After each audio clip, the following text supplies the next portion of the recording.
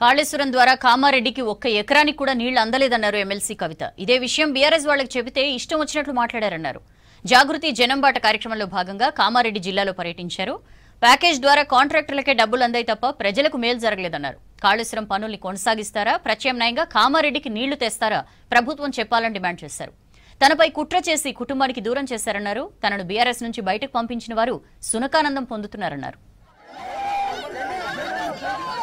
Project తో ఏమనుకున్నారంటే కామారెడ్డికి నీళ్ళు వస్తాయి, ఎల్లారెడ్డికి నీళ్ళు వస్తాయి, అటు దుబ్బాకకు కొన్ని నీళ్ళు ఇస్తారు, బాన్స్వాడకు నీళ్ళు వస్తాయి, మెదక్కి నీళ్ళు వస్తాయి అని చెప్పి ప్యాకేజ్ 22 అని మొదలుపెట్టారు. ప్యాకేజ్ 22కు మొత్తం కావాల్సిన డబ్బు ఎంత అంటే 1446 కోట్లు. కానీ ఇప్పటి వరకు ఇచ్చింది ఎంత అంటే 450 కోట్లు. అదేవిధంగా ఈ ప్యాకేజ్ 22 కట్టాలంటే 1500 ఎకరాల ల్యాండ్ అక్విజిషన్ చేయాలి. దాంట్లో 2వ వంతు కూడా ల్యాండ్ అక్విజిషన్ ఇంతవరకు చేయలేదు. అంటే నేను బాజాప్తా చెప్తున్నా, ఇక రేపటి నుంచి బీఆర్ఎస్ వాళ్ళు నా మీద కంపనూరు వేసుకొని ఉడతారు. అయినా చెప్తున్నా, కాళేశ్వరంతో కామారెడ్డి జిల్లాలో ఒక్కటంటే ఒక్క ఎకరానికి కూడా నీళ్ళు రాలేదు. ఇంతవరకు కామారెడ్డికి రాలేదు. నిజామాబాద్లో కూడా ఎక్కడ నీళ్ళు రాలేదు. ఒకటే ఒక సీజన్కి ఏం చేసిర్రంటే హల్దీవాగు నుండి నీళ్లు తీసుకొచ్చి నిజాం సాగర్కి ఇచ్చిర్రు. ఒకటే ఒక సీజన్. ఆ తర్వాత 4 ఏళ్ళు నిండా వర్షాలు పడ్డే, దాని అవసరమే లేకుండా పోయింది.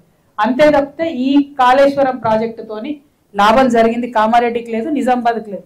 ప్యాకేజ్ 21 నిజామాబాద్లో ఉంటుంది, 22 కామారెడ్డిలో ఉంటుంది. ఈ రెండింటికి మధ్యలో కొండం చెరువు అని ఒకటి ఉంటుంది. ఆ కొండం చెరువు లింక్ అన్నట్టు, నిజామాబాద్లో ఎత్తుపోసిన నీళ్ళు కొండం చెరువుకి వస్తే కొండం చెరువు నుంచి కామారెడ్డికి రావాలి.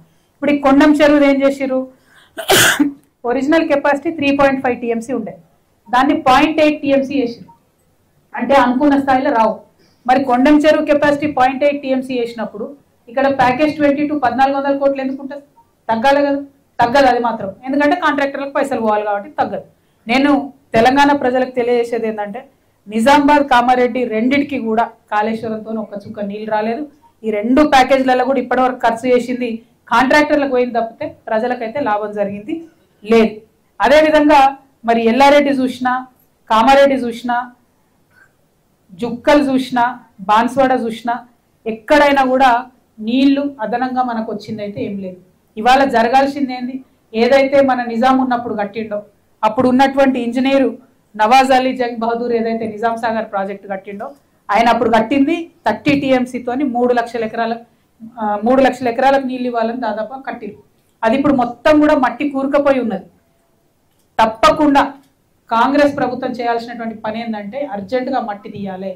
తీస్తే కాళేశ్వరం కట్టడం ఆలస్యమైనా, ఈ ప్యాకేజీల ఆలస్యమైనా మొత్తం కామారెడ్డి జిల్లాకు కూడా సస్యశ్యామలం చేసుకునేటటువంటి ఆస్కారం ఉంటుంది. కాబట్టి దాన్ని తీయాలని అడుగుతున్నా.